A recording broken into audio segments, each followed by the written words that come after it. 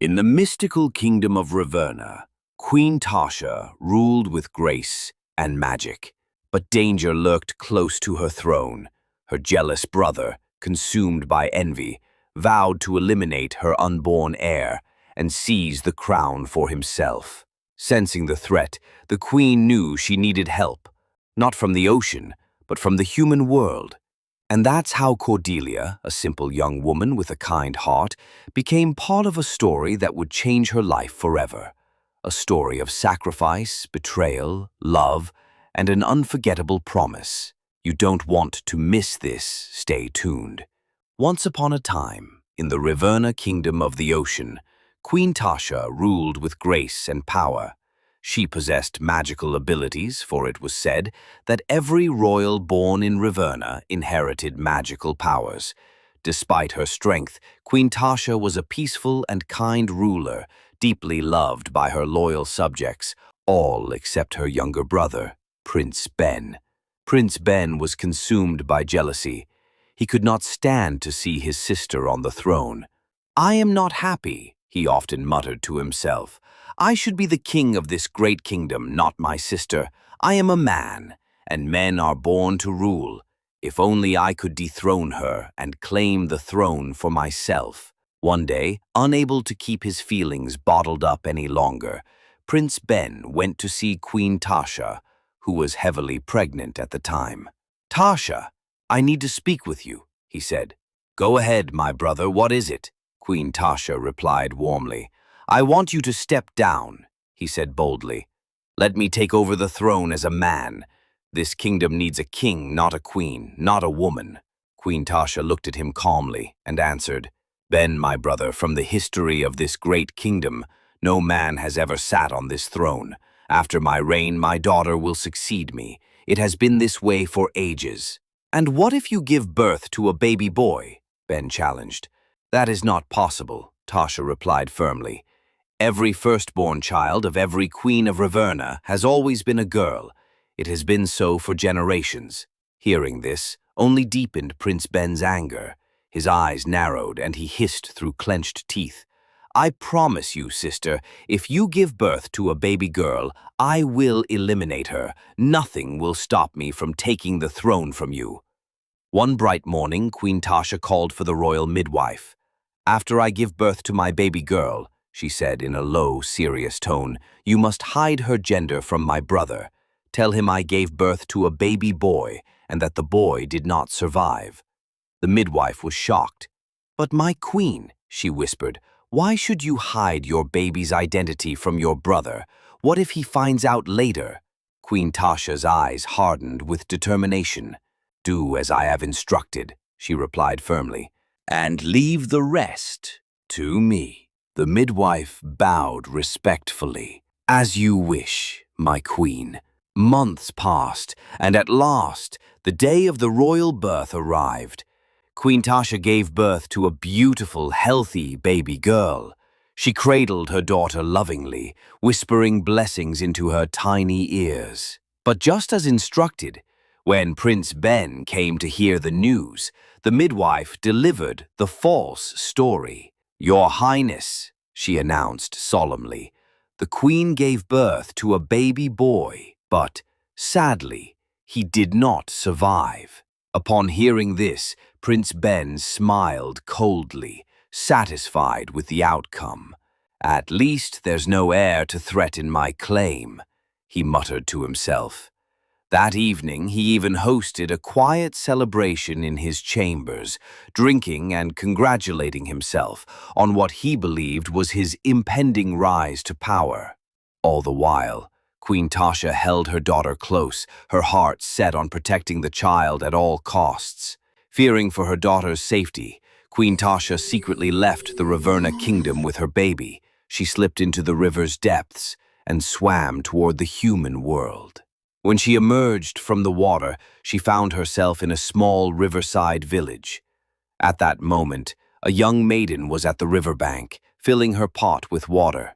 The maiden gasped softly at the sight of Tasha, holding a baby in her arms. The maiden's name was Cordelia, a beautiful and kind-hearted girl. Cordelia had lost her mother years ago and lived with her father, Mr. Godson, who had refused to remarry after his wife's death. He poured his love and energy into raising Cordelia, determined to give her the best life possible. "One day," he often told her with pride, "you will make me proud." Cordelia was also deeply in love with her fiancé, Williams, a wealthy young businessman from the city. Williams and Cordelia shared a strong bond of love, and their families approved of their union. In fact, just days before, Williams and Cordelia's father had agreed that Williams would soon bring his family to formally pay Cordelia's bride price. As Cordelia stood by the river, watching Queen Tasha with wonder and curiosity, little did she know that her life was about to change forever, that this mysterious woman and her child carried a secret that would intertwine their fates. Cordelia stood dumbfounded as Queen Tasha walked closer, her presence graceful yet sorrowful. "My name is Tasha," the queen began, her voice calm but heavy with emotion. "I rule as queen in the Raverna kingdom, and this baby is the heir apparent to my throne. But my younger brother has sworn to eliminate her, to seize the throne for himself. Raverna is no longer safe for her, so I have brought her here, to the human world, in search of a kind-hearted soul to raise her until she comes of age." She gazed tenderly at the baby before adding, "Her name is Seraphina. She is the future queen of Raverna. Take her, raise her, and I shall reward you greatly." Queen Tasha then handed the baby over to Cordelia. Immediately after Queen Tasha handed the baby to Cordelia, something magical happened. Right before her eyes, the baby's shimmering mermaid tail vanished, and in its place appeared two tiny, perfect human legs. Cordelia gasped in shock, her eyes wide as she stared at the transformation. But Tasha only smiled gently and said, "As long as she is in the human world, she must look like humans." Cordelia looked down at the child and gasped softly. "She is so cute and adorable," she murmured. "I can't resist her. I will accept to raise her because she is so pretty. I just can't resist her beauty." But then, her brow furrowed with worry. "But what will I tell my fiancé? Williams and his family are coming in a few days to pay my bride price. What if he refuses to let me bring this baby into his house?" Queen Tasha gave her a faint smile, as though she had been expecting the question. "Accepting to raise my child comes with a condition," she said softly. "What condition?" Cordelia asked, her heart sinking. "If you accept to raise my child," Queen Tasha said firmly, "you must never marry. You will not live under one roof with a man unless that man is your relative." Cordelia's eyes widened, confusion and despair flooding her. "But why? I have a fiancé, and we love each other so much. Why this condition? I only wanted to help you raise your child. My father will be so disappointed if I don't marry Williams. He has always dreamed of having a wealthy son-in-law, and I want to have my own children too." "I am sorry," Tasha interrupted gently but firmly, "but the condition must be kept if you truly want to help me. If you cannot, I will take my child back and face my fate." Cordelia stared at the baby in her arms again. She felt her heart melt. Tears welled in her eyes as she whispered, "I will raise her. She's so cute, and I'm already loving her." Queen Tasha's eyes softened as she placed a hand on Cordelia's shoulder. "Thank you," she said warmly. "I promise you, you will never regret this day. My daughter will be your child. She will give you grandchildren when the time is right." But Cordelia was surprised. "But you said Seraphina will return back to Raverna when she's of age. How will she give me grandchildren?" she asked. "Don't worry. When the time comes, it will happen." With that, Queen Tasha turned back toward the river. The waters shimmered and rose up as though welcoming her home. She cast one last look at Cordelia and her baby before disappearing beneath the waves, leaving Cordelia alone on the riverbank with little Seraphina in her arms. Her life forever changed. When Cordelia returned home with the baby in her arms, her father was shocked to see them. "Who owns the baby you are carrying?" he demanded sternly. Cordelia lowered her eyes and replied, "I saw the baby by the riverside. She was helpless and abandoned, so I decided to take her with me." But her father was not pleased. "Return the baby to wherever you picked her from," he said angrily. "Please, father, let me keep her. She has no one else, please." After a long silence, her father sighed and said, "If Williams, my son-in-law-to-be, will accept to marry you with the baby, then I have no problem. But if not, you must return her." The next day, Williams visited as usual. The moment he saw the baby in Cordelia's arms, his face darkened. "Who owns that baby?" he asked coldly. Cordelia repeated what she had told her father. "I picked her by the riverside. She was helpless, so I brought her home." Williams clenched his fists in anger. "Why would you pick up a strange baby? What if her parents are looking for her? What if the police come for her? Please, return that baby if you care about this marriage working." But Cordelia refused. Whenever she looked into Seraphina's innocent eyes, her heart melted. She would smile softly and whisper, "Seraphina, you are so cute. You are too beautiful to be rejected. I love you, and you will grow to call me mother." The following day, Williams returned, hoping she had come to her senses. But when he saw Seraphina still there, his anger boiled over. "Since you don't want to listen to me," he snapped, "then this relationship is over." He stormed over to Mr. Godson and said, "I will no longer be coming with my people. Your daughter has chosen the strange baby over me, and I can never allow her to bring a child whose parents I don't know into my house. I am done with her." Mr. Godson was stunned. He begged Williams to calm down, but Williams ignored him, climbed into his car, and drove away. Mr. Godson turned his anger on Cordelia. "After all my sacrifices, after losing your mother when you were only 10, after refusing to marry another woman, just to give you the best, this is how you repay me? You have chased away my rich in-law-to-be because of a strange baby?" He threw her clothes out of the house, shouting, "You must leave my house at once, and take that baby with you." Cordelia wept bitterly and fell to her knees pleading with him, but the more she pleaded, the angrier he became. Seeing no other choice, she gathered her clothes into a sack bag, picked up Seraphina, and stepped out of the house, into the unknown, with only tears in her eyes and faith in her heart. With nowhere else to go, Cordelia wandered aimlessly until she stopped beside a thick bush on the outskirts of the village. She gathered dry wood, sticks and leaves, and with her bare hands she built a small, rough hut where she could shelter with Seraphina. That night, as she held the baby in her arms, she wept quietly and whispered, "What will I do now? How will I survive with this baby? How am I going to provide for her? I think I will carry her and go to the market to beg, because there's nothing else I can do right now."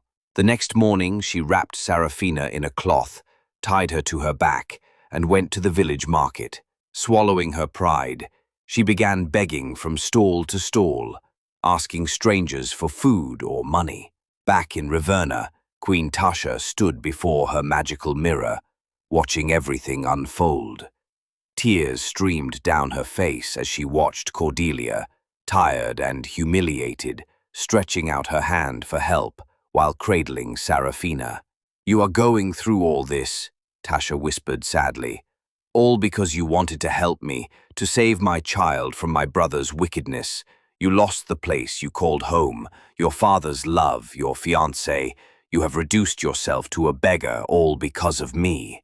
Her expression hardened with resolve, and she placed her hand on the mirror.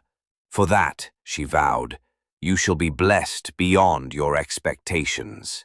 That evening, Cordelia returned to her little hut, exhausted.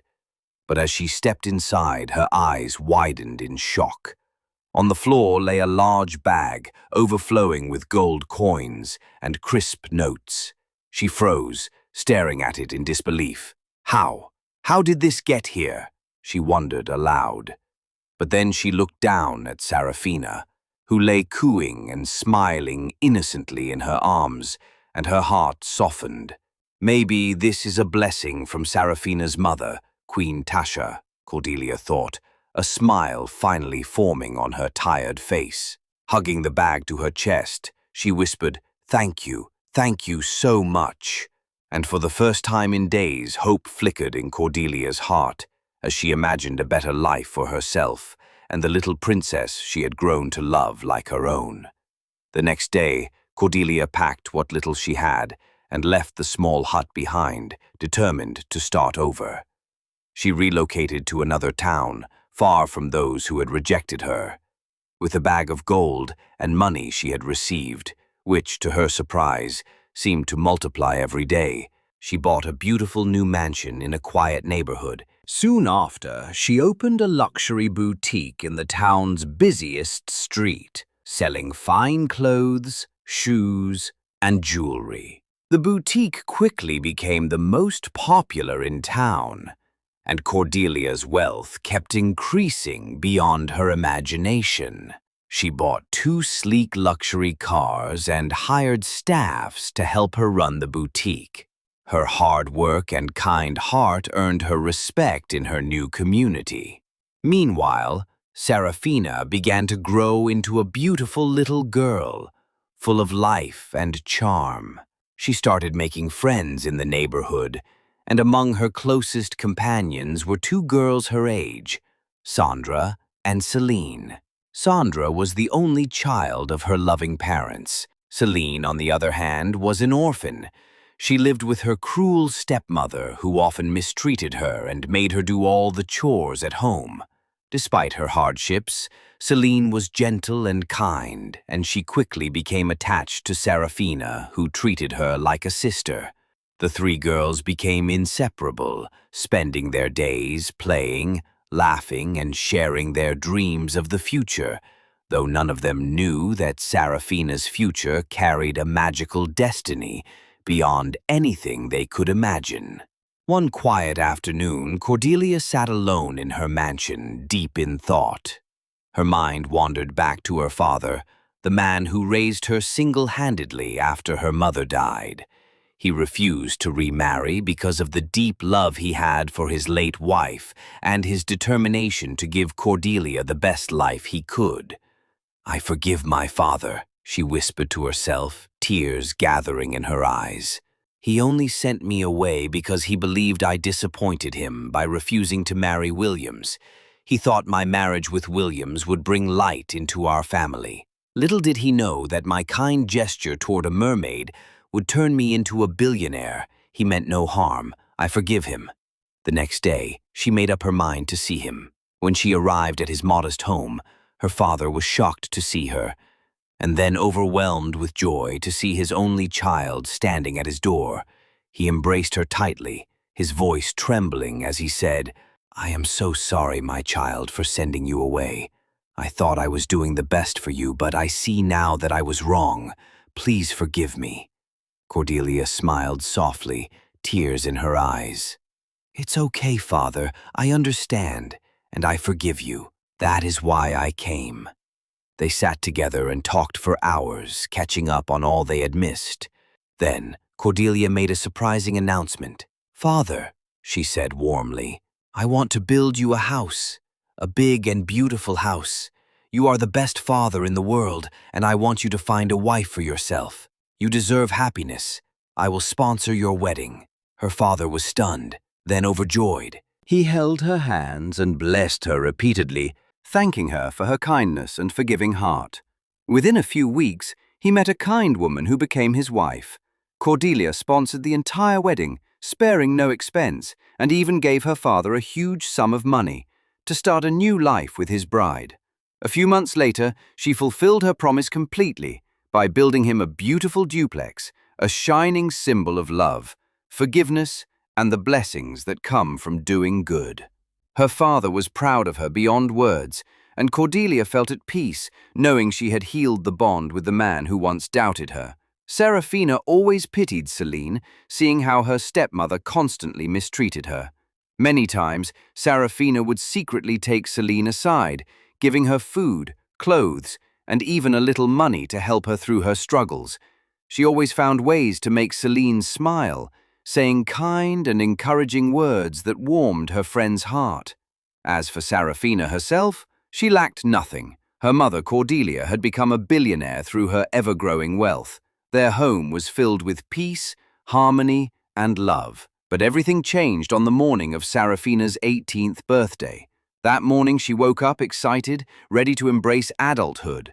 But when she stood in front of her bedroom mirror, she froze. Her reflection stared back at her, but her eyes had turned a brilliant, glowing pink. Her heart raced. "What is this? My eyes have turned pink," she whispered to herself, shocked and confused. She quickly ran downstairs to the kitchen, where Cordelia was humming softly while cooking. "Mummy!" Serafina called, almost breathless. "I woke up this morning, and my eyes, they have turned pink." Cordelia turned around, her hands still holding a wooden spoon, and her eyes widened in surprise. For a moment, her mind flashed back to that day by the river, the promise she made, and the true identity of the baby she had raised as her own. But she quickly masked her emotions and forced a calm smile. "Wow, your eyes turned pink," Cordelia said evenly, stepping closer to her daughter. "The pink eyes. They make you even more beautiful, my darling, and they make you more special." Serafina blinked at her mother, confused but slightly reassured by her calm tone. "But what does it mean, Mummy?" she asked softly. Cordelia held her gaze for a moment and said with quiet conviction, "It only means you are becoming the amazing woman you were meant to be. Trust me, everything will be all right." But deep down, Cordelia knew this was no ordinary change. Serafina's true nature, as the heir to the magical throne of Riverna, was beginning to reveal itself, and soon nothing would ever be the same again.